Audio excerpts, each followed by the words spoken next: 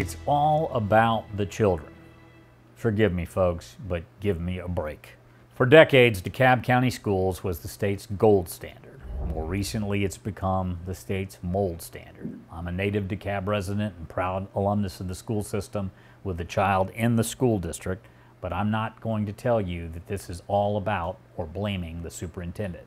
I lay the blame squarely at the feet of our current and many former DeKalb school boards, who in the past decade have hired and then fired Crawford Lewis, Interim Superintendent Ramona Tyson, Dr. Cheryl Atkinson, current DeKalb CEO Michael Thurmond, Dr. Stephen Green, Interim Superintendent Ramona Tyson on her second tour of duty, candidate for the job Rudy Crew, and Dr. Cheryl Watson-Harris, with current acting superintendent being Dr. Vasan Tinsley. Let's do some math here.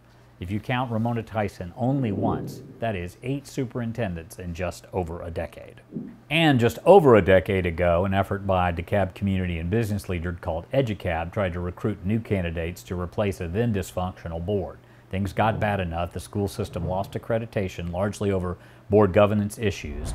Governor Nathan Deal stepped in, appointed an almost entirely new board, and those new board members then stood for re-election. So here we are again, back at Dysfunction Junction, with a school board chair referring to students of Druid Hills High School as pawns for assembling a videotape showing the dilapidated conditions of their 1920s era high school campus. Druid Hills High School is not Druid Hills Country Club, but the board chair says because it sits in a center of influence and affluence, it will not be atop the repair list. The state school superintendent has stepped in, demanding immediate repairs to safety and the physical operations of things like plumbing and HVAC at Druid Hills High School.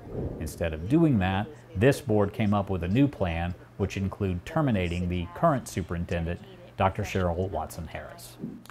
The board indicates it was Watson-Harris dragging her feet, which has gummed up the works on repairing Druid Hills and other high schools across the system.